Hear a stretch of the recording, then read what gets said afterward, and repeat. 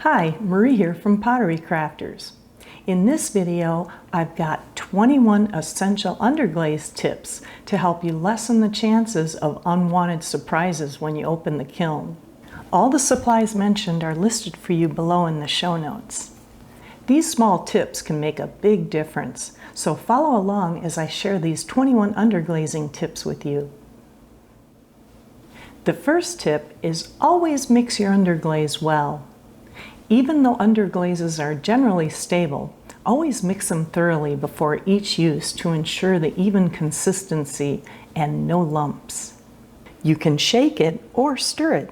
After mixing, pour some into a small container so you can see if there are any lumps in the underglaze.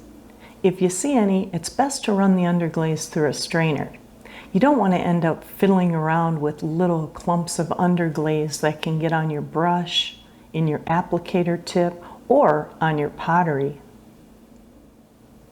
Thinning out underglaze. If the underglaze is too thick, thin it out with water. Be careful not to add too much water at once.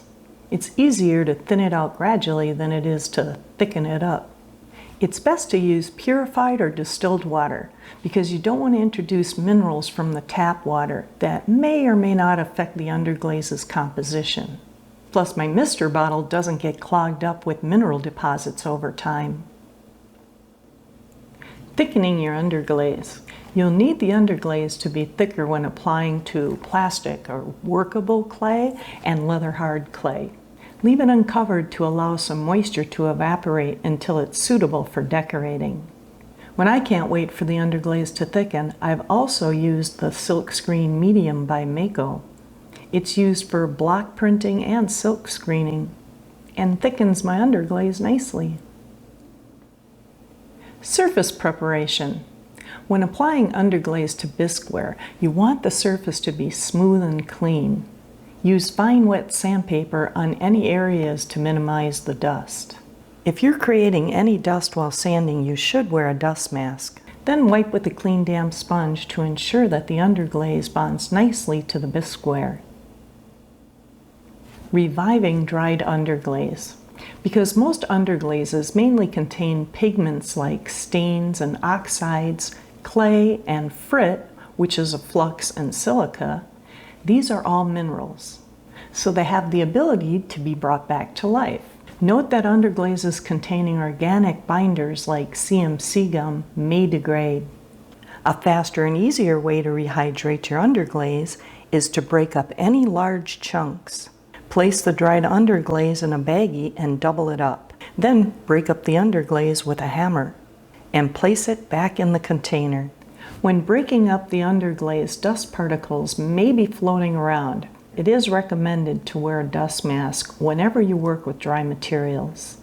Then add some distilled water. Wait about 30 minutes and mix really well.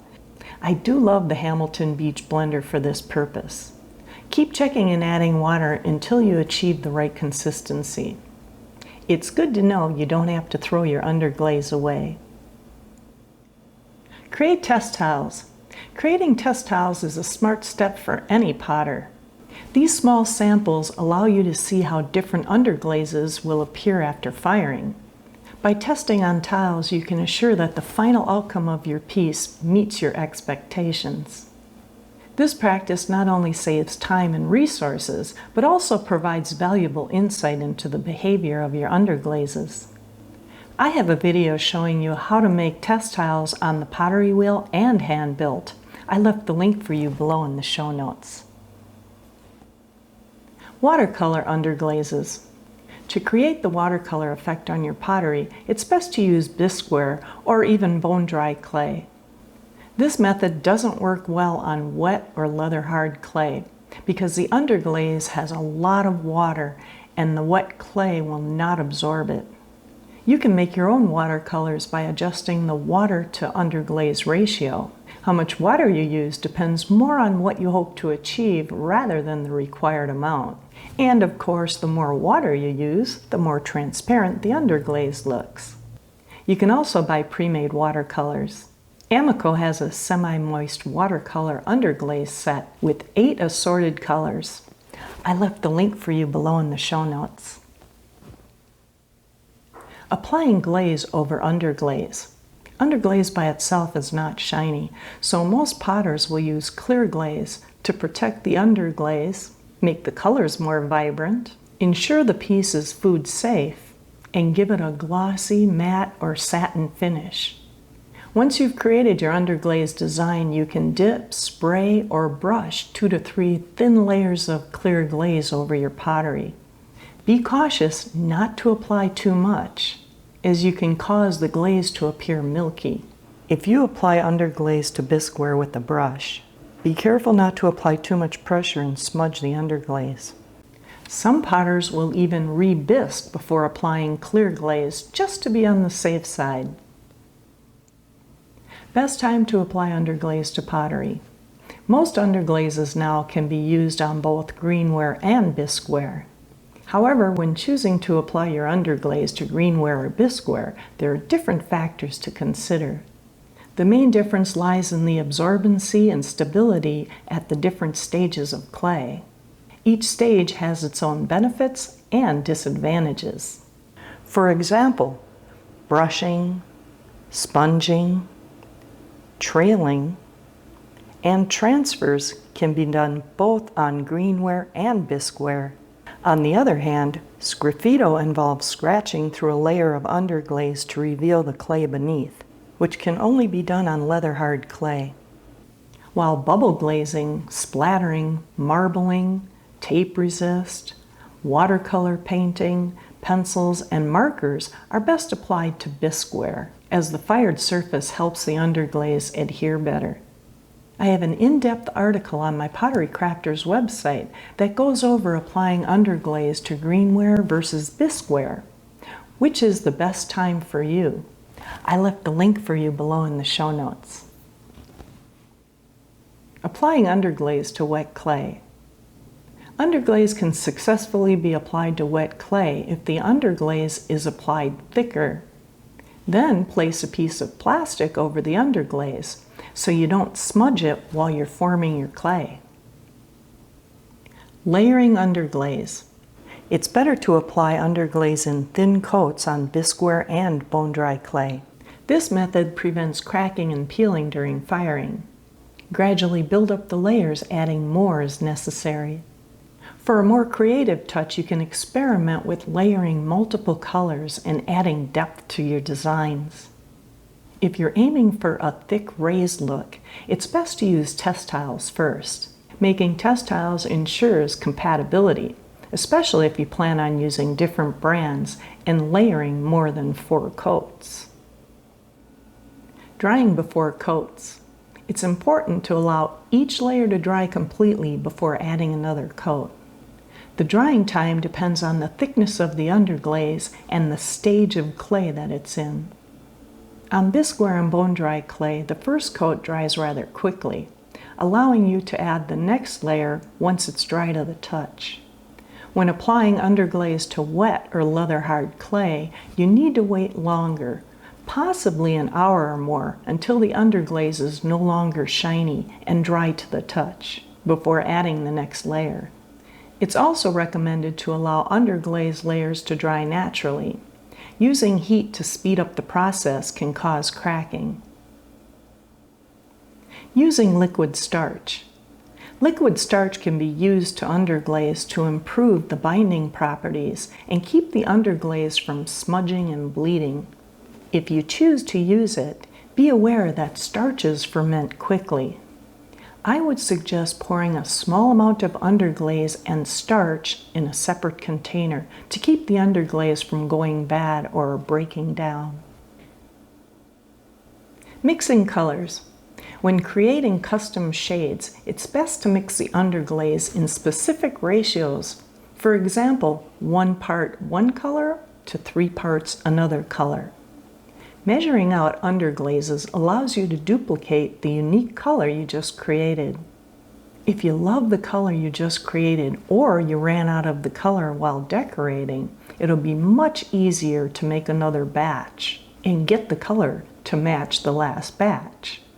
For more detailed information on mixing glazes, be sure to check out the article on my Pottery Crafters' website. I left the link for you below in the show notes.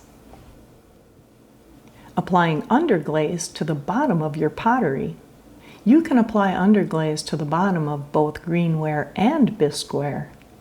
However, there are some considerations to keep in mind. Some underglazes might stick to the kiln shelf if you apply them too thick. This would depend on the amount of frit that may be in the underglaze and how high you fire it to. To avoid this, it's best to keep the application on the bottom of your piece on the thinner side.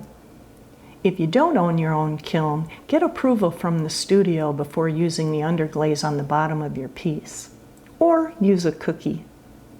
Personally, I've never had underglaze stick because I've always kept my underglaze on the thinner side. You can hit the like button anytime during this video, subscribe, and hit the bell icon to get notified whenever a new video comes out. Prevent color transfer during bisque firing. Greenware with underglaze should not touch another piece of pottery in the kiln, as the underglaze color can transfer onto the pot that it's touching. You need to treat the underglaze clay as if you were doing a glaze firing, which requires more space in the kiln during bisque firing. The need for this precaution may vary depending on the brand and thickness of the underglaze. Personally, I never take the risk and always ensure that my underglaze pots are separate from the others. Color changes during firing. Unlike paints, underglazes do look different once fired in the kiln. This means the color will be more vibrant, and adding transparent glaze makes the color even more vibrant. Keep in mind, the higher you fire, the more the color can intensify or darken.